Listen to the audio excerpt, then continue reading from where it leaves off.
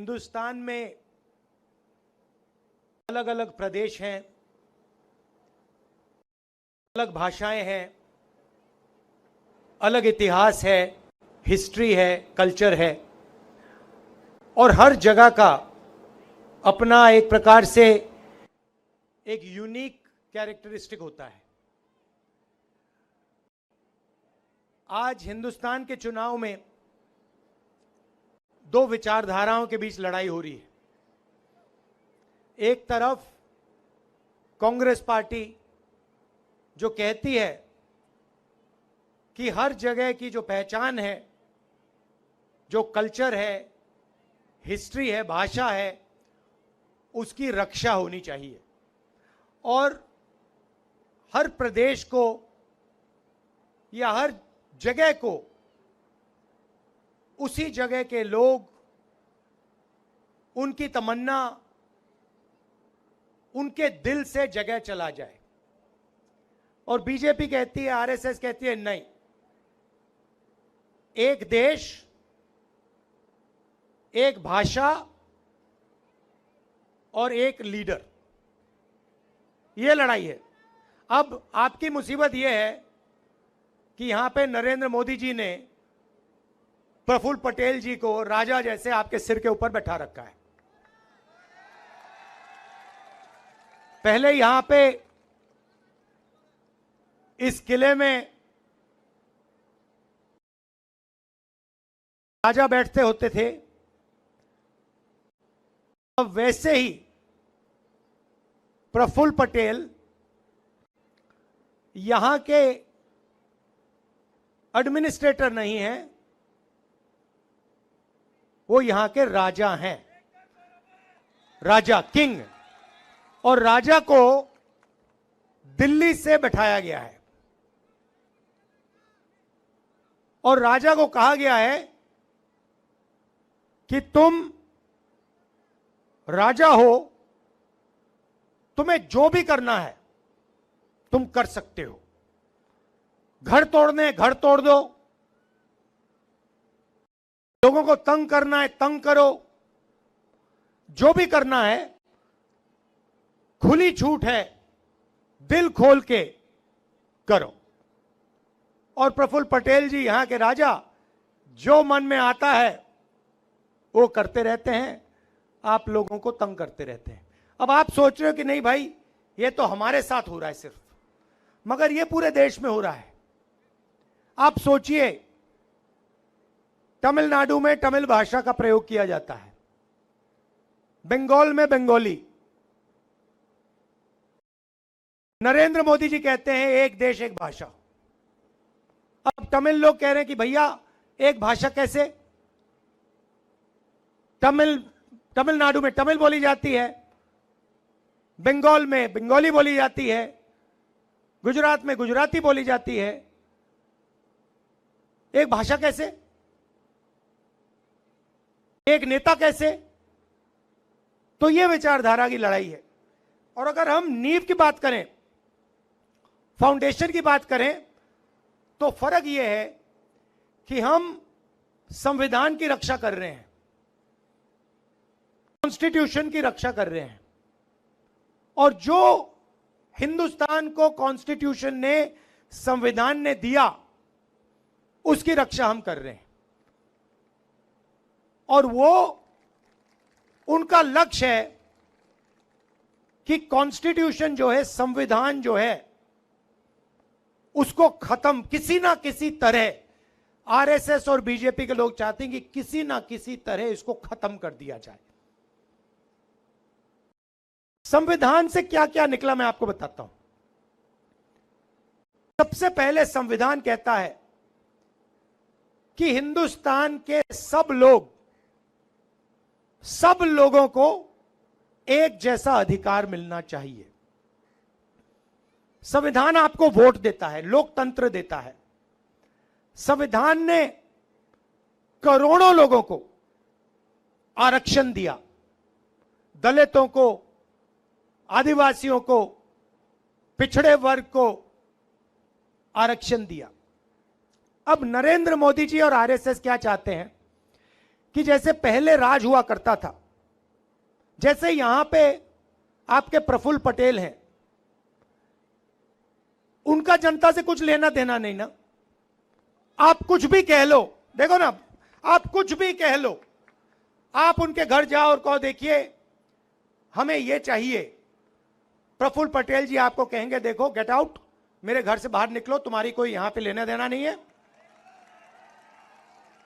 मैं यहां का राजा हूं, जनता जो भी चाहे कोई फर्क नहीं पड़ता, मैं यहां का राजा हूं, मैं किंग हूं, मैं जो करना चाहता हूं करूंगा। जो यहां पे आपके प्रफुल्ल पटेल जी कर रहे हैं, वो दिल्ली में नरेंद्र मोदी कर रहे हैं, वो एक ही सिस्टम है। अब यहां पे फर्क है कि यहां पे उनको बैठा रखा है और उनका जो है प्रफुल्ल पटेल जी हैं, उनका नरेंद्र मोदी जी जितना कंट्रोल नहीं है। नरेंद्र मोदी जी के पास क्या है मैं बताता हूं आपको, CBI, ED, income tax, police, सारे के सारे जो संस्थाएं हैं, हिंदुस्तान की जो संस्थाएं हैं जो कॉन्स्टिट्यूशन से निकली, इलेक्शन कमीशन हो, जुडिशरी हो, ये सारा का सारा कॉन्स्टिट्यूशन से बाहर निकला। सबसे पहले सब लोगों को एक जैसा अधिकार मिलेगा, उसके बाद लोकतंत्र, अलग अलग इंस्टीट्यूशंस, वो सारे के सारे कॉन्स्टिट्यूशन से बाहर निकले।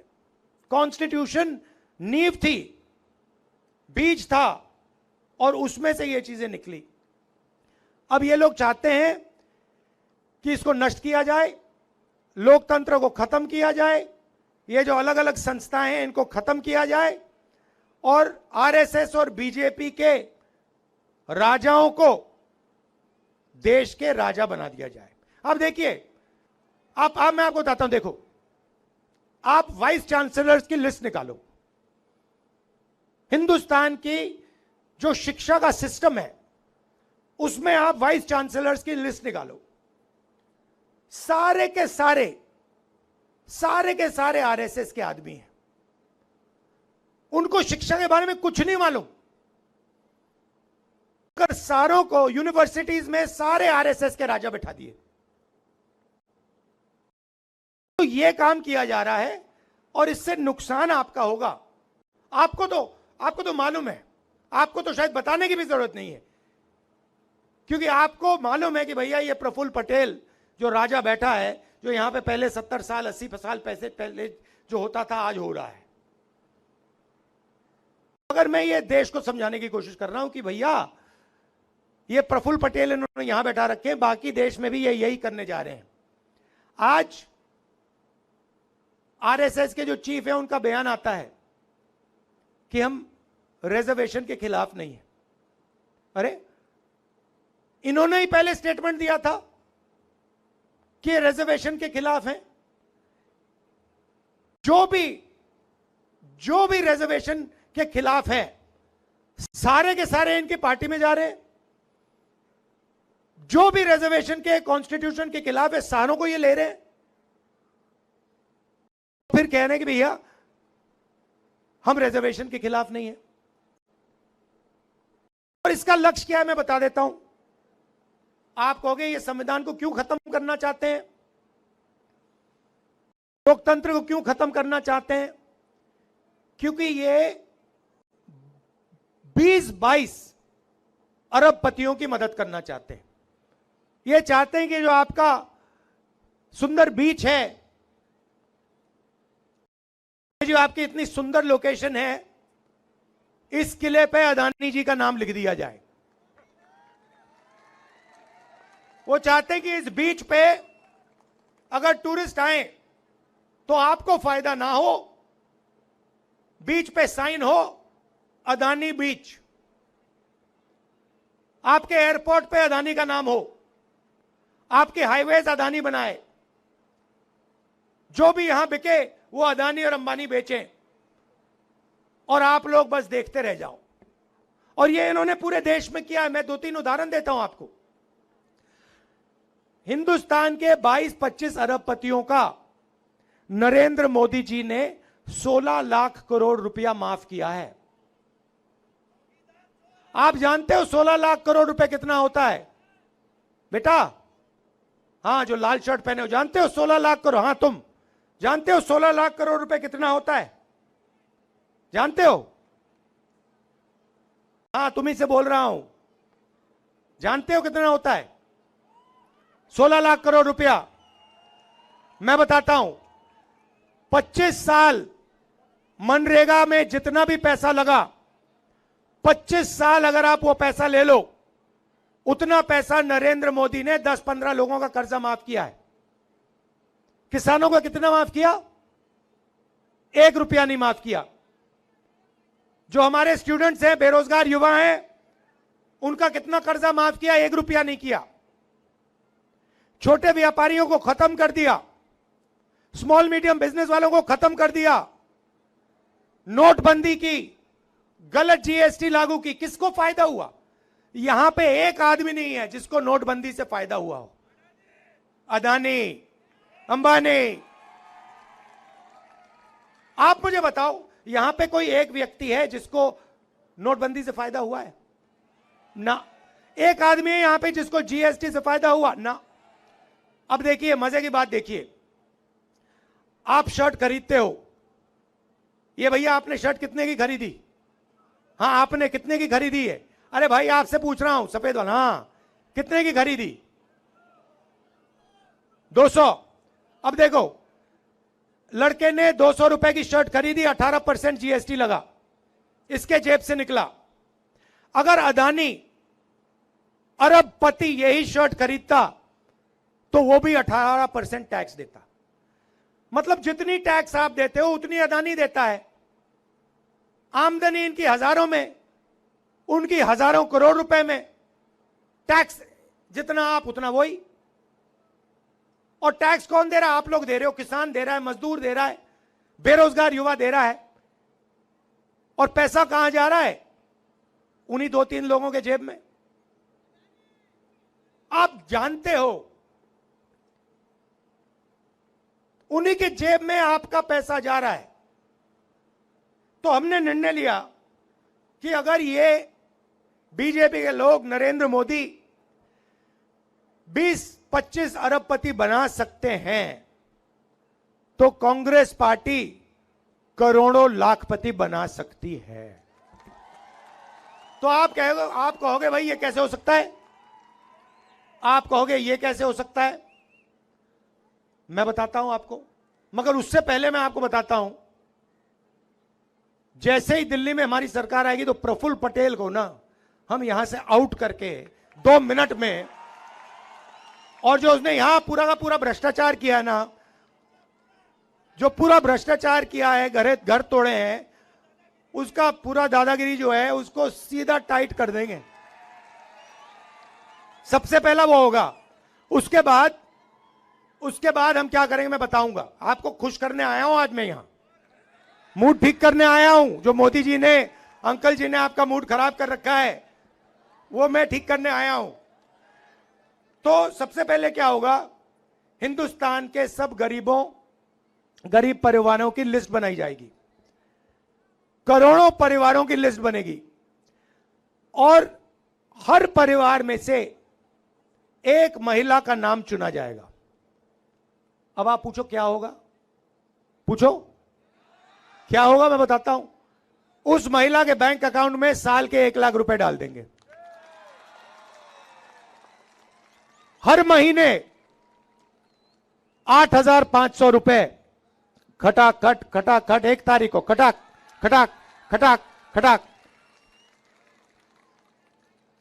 आप जानते हो, यहां महिलाएं बैठी हैं, 21वीं सदी में महिला और पुरुष दोनों काम करते हैं, जॉब दोनों करते हैं, मजदूरी दोनों करते हैं। सही करते नहीं करते? ठीक है। अब 8 घंटे दोनों काम करते हैं, दोनों को पैसा मिलता है। 10 घंटा करते हैं, 12 घंटा करते हैं, दोनों को पैसा मिलता है। मिलता नहीं मिलता है? मगर जो महिला घर में काम करती है उसके लिए उसको पैसा क्यों नहीं मिलता? आप 8 घंटा काम करते हो, वो जो बैठी हुई है वो 8 घंटा बाहर करती हैं, 8 घंटा घर में करती हैं, 16 घंटा वो काम करती हैं। मगर जो घर में काम करती हैं उसके लिए उनको 1 रुपया नहीं मिलता। इसीलिए हमने निर्णय लिया है कि महिलाओं के बैंक अकाउंट में 1 लाख रुपया जाएगा। वो उससे आपका भी फायदा होगा। ये मत सोचिए कि वो पैसा आपको नहीं मिलेगा, वो मिलेगा, मगर महिला के बैंक अकाउंट में हम 1 लाख रुपए साल का डालेंगे। तो ये हो गई पहला कदम, करोड़ों लाखपति का पहला कदम। अब मैं आपको दूसरा कदम बताता हूं। यहां पे मुझे दिख रहे हैं नरेंद्र मोदी जी ने, अंकल जी ने बहुत सारे लोगों को बेरोजगार किया है। प्रफुल्ल पटेल जी ने बहुत सारी यहां पे नौकरियां खत्म की हैं, मुझे दिख रहा है। ये देखो, हां दिख रहा है। अब अंबानी का जो बेटा है वो जॉब मार्केट में घुसने से पहले, अदानी का बेटा, अंबानी का बेटा, टाटा का बेटा, वो भैया अमित शाह का दूसरा लेवल का आदमी है। उसने कभी क्रिकेट खेली नहीं, मगर वो तेंदुलकर जी की जगह पे बैठा हुआ है, बट वो अलग बात है।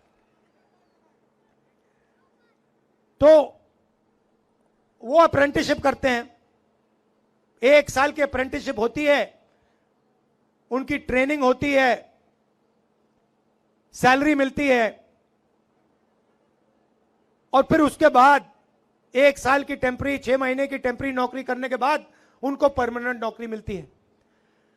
मगर हमारे जो बेरोजगार युवा हैं उनको यह मौका नहीं मिलता।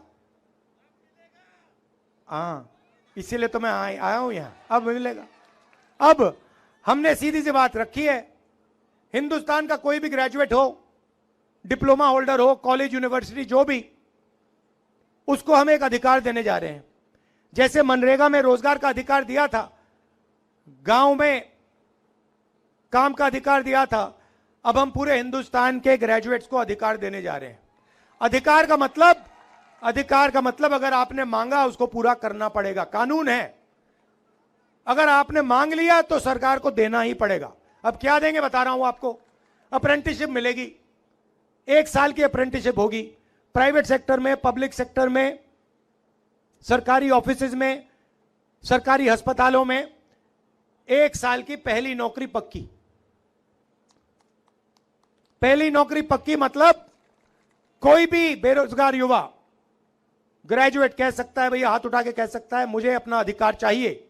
जैसे ही वो कहेगा, सरकार कहेगी इधर आओ, चलो ये लो, इस प्राइवेट कंपनी में तुम्हें 1 साल की नौकरी मिल रही है, उसमें तुम्हारी ट्रेनिंग होगी, 1 लाख रुपए तुम्हारे बैंक अकाउंट में 1 साल में घुसेंगे, 8,500 रुपए महीने के, लो खत्म।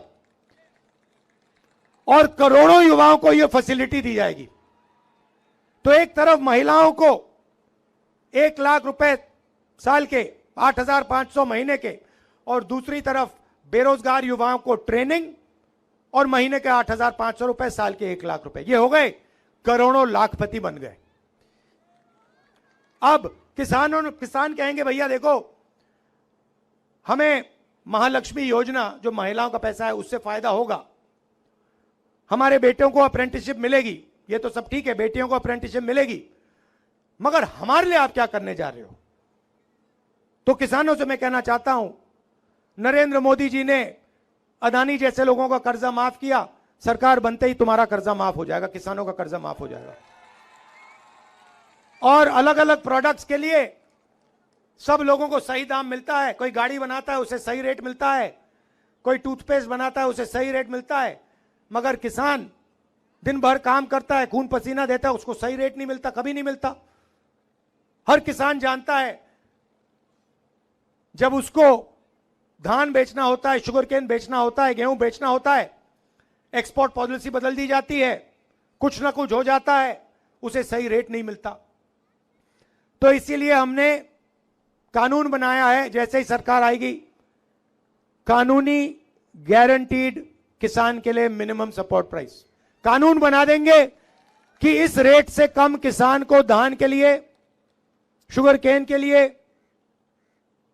नहीं दिया जा सकता, और अगर किसी ने दिया तो कानूनी कार्रवाई शुरू। मजदूर बचे, मनरेगा के मजदूर, आंगनवाड़ी आशा का जो काम करती हैं वो बचे। मनरेगा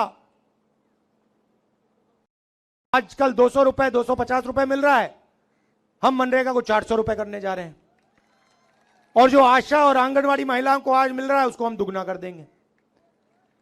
तो मैं आपसे बस ये कहने आया हूं कि जो आपका इतिहास है, आपकी हिस्ट्री है, आपका कल्चर है, उसकी रक्षा होनी चाहिए, और उसकी रक्षा प्रफुल्ल पटेल नहीं कर सकता, आप ही कर सकते हो।